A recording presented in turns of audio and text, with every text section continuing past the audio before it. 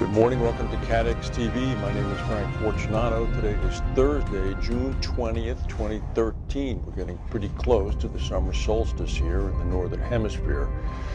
One thing that this also means is that the tropical storm season is beginning to high gear it. Tropical storm Barry now is very close to Mexico's Gulf Coast and nearly set to bump on shore with moderate winds and drenching rains. The Hurricane Center in Miami says the second tropical storm of the season has sustained winds of about 45 miles per hour and has just begun to brush along the coast of Mexico near the city of Veracruz. It's got drenching rains. It's expected to push inland throughout this morning. Heavy rains supposedly are going to cause flash floods and mudslides. At this point, it's not expected to intensify. Meanwhile, the Massachusetts-based catastrophe modeler AIR, Applied Insurance Research, has estimated the insured losses in Germany alone as a result of the ongoing European flooding at between 5.3 billion US and 7.7 billion US. These are insured losses with an economic impact much higher, they said. AIR estimated that the big European floods of 2002 would have caused insured damage in Germany of about $6 billion right now. The company noted that the take-up rate for flood cover in German residential buildings is only about 35%, so there's going to be a lot of out-of-pocket expenses by German homeowners and business owners. Meanwhile, near Denver, dozens of homes have been evacuated as a wind-driven wildfire has begun to scorch some areas in the foothills of Jefferson County. The Lime Gulch fire in Pike National Park is estimated at about 500 acres now. Fortunately, it's a very sparsely populated area, but about 45 homes have been evacuated already. In Arizona, meanwhile, firefighters are preparing for more hot, windy weather today, which is expected to help fuel a wildfire currently in Prescott National Forest. There's also a wildfire in progress right now in New Mexico's Gila National Forest, which is about 47 square miles in size. Meanwhile, talk about fires. Singapore's prime minister has warned that the haze engulfing Singapore could last for weeks. Air pollution has soared in the city-state to record levels.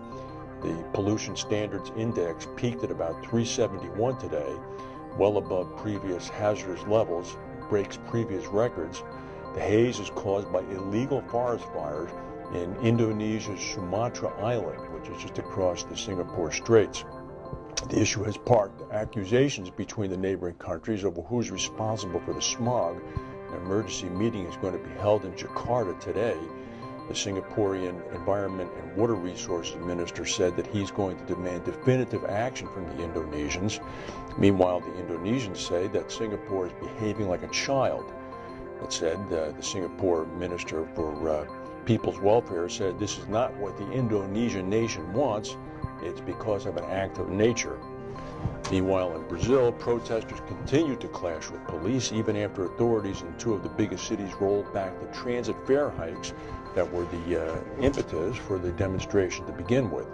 In Sao Paulo and Rio de Janeiro, the fares are going to go back to the previous level on Monday, but it's apparently not enough to placate the protesters. Riot police have fired tear gas and rubber bullets at demonstrators in Rio de Janeiro as they try to block a 7-mile-long bridge. Later, a group of protesters overturned a bus and smashed cars despite cries of no violence. One protester said that this is not any longer just about the fare hike. This is for our rights. The people have awakened. He went on to say that people want good hospitals and not football stadiums. The demonstrations have swelled with fury at the government's lavish spending on the Football Confederations Cup and next year's World Cup and the 2016 Summer Olympics, which critics say comes at the expense of social programs. In the United States, the actor James Gandolfini has died, apparently of a massive heart attack in Rome. Mr. Gandolfini was 51 years old, and he appeared in a number of television shows and movies, perhaps best known for his role in the HBO series The Sopranos. He also had a role as the CIA director in the movie Zero Dark 30. Meanwhile, producers of an upcoming documentary film on TWA Flight 800, which crashed on its way to Paris shortly after takeoff from JFK Airport in New York in July of 1996, claimed to have proof that a missile caused the Paris-bound flight to crash. And 6 former investigators who took part in the film say there was a cover-up and want the case reopened. According to Hank Hughes, who had been a senior accident investigator for the National Transportation Safety Board, there was a lack of coordination and willful denial of information. There were 755 witnesses. At no time was information provided by the witnesses ever shared by the FBI. An accident investigator at the time for the Airline Pilots Association said that the holes in the fuselage were consistent with what would have been a high explosive blast in the right wing. He requested that the debris be tested for explosives. When the test came back positive, he was physically removed from the investigation by 2 CIA agents. Investigators would not speculate on the reasons for the alleged cover-up. However, the CIA, in a report that became public in 2008, said, had the crash been the result of state-sponsored terrorism, it could have been considered an act of war. Very interesting. Certainly enough people are going to be interested enough to watch the TV special, which I believe airs on July 17th. Tonight is the last game of the National Basketball Association Finals. This time tomorrow, either the Miami Heat or the San Antonio Spurs will have won. We'll let you know.